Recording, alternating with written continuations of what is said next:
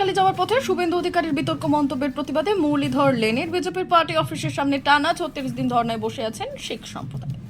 এদিন মন্ত্রী শশী পাঁজা ও বিধায়ক বিবেক গুপ্তা আসেন, কথা বলেন তাদের সঙ্গে। আন্দোলনকারীদের অনুরোধ করেন যাতে এই ধর্না তারা তুলে নেন।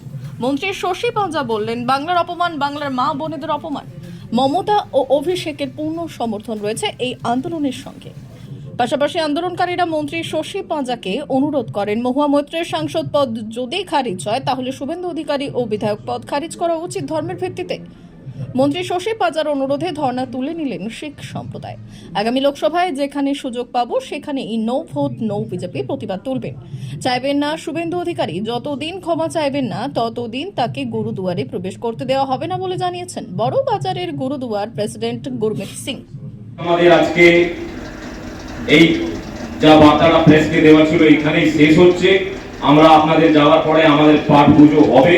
পাঠ পুজো করার পরে আমরা এখান থেকে পিসফুল ভাবে যেইভাবে বসেছিলাম পিসফুল ভাবে আমরা চলে যাব। যতক্ষণ আমরা 35 দিনে এখানে ছিলাম, পুলিশ প্রশাসন, মিডিয়া, লোকাল, রেসিডেন্সিয়াল যা লোকেরা আছে, যাদেরকে আমাদের এই ধর্নার জন্য কিছু আশেপাশের দোকানরা যাদের কিছু ক্ষতি হয়েছে বা কিছু ওদের লস হয়েছে, কিছু অসুবিধা হচ্ছে, আমরা ওনাদের সামনে হাত জুড়ে ক্ষমা প্রার্থনা করছি কি প্লিজ আমাদের এই কজের জন্য আমাদেরকে বসতে হলো, আপনারা প্লিজ আমাদেরকে মাফ করে দেবেন যদি আমাদের পক্ষ থেকে কিছু আপনাদের কোনো কাজে বা কি অসুবিধা হয়েছে। এখন আপনাদের যদি কিছু এই দাম্ভিকতা সেটা আমাদের আশ্চর্য করে এবং এই ধরনের লোক আর এই পার্টি যখন প্রতিনিধিত্বের জায়গা খুঁজেন এবং প্রার্থী দান করান তখন আপনাকে ভেবে নিতে হবে যে এরা দেশকে কোন পথে নিয়ে যাবে। সেখানেই তো থামবে, ওখানেই তো থামতে হবে। এর প্রতিবাদ কি হবে, প্রতিশোধ কিভাবে নেওয়া হবে, আইনি পদক্ষেপ, সে রাস্তা তো খোলা হয়েছে। কিন্তু এত তো দরকার ছিল না। তারা কেন ক্ষমা চাইবেন না? তারা কেন ক্ষমা চাইবেন না? এটাই আমাদের প্রশ্ন। তারপর আইনি বিষয়ে পরামর্শ সলহ সবটাই আমরা দেখছি। তারা ব্রিগেডের দিনেও উপস্থিত ছিলেন। ব্রিগেডের দিনেও আমাদের পলিটিক্যাল র্যালি থাকলেও আমাদের শিখ কমিউনিটির পক্ষ থেকে, গুরুগ্রাম পক্ষ থেকে এসেছিলেন প্রতিনিধি এবং তারা সেই বক্তব্যটাও রেখেছেন। তারা এতটাই মর্মাহত যে বলেছেন আর তারপর ক্ষমা চাননি। দুটো অত্যন্ত অপরাধ বলে মনে করছে, যে বলাটাও অপরাধ আর তারপরে ক্ষমা না চাওয়াটাও অপরাধ। এই অপরাধের কি শাস্তি হবে নিশ্চয়ই সেটা ভাবতে হবে।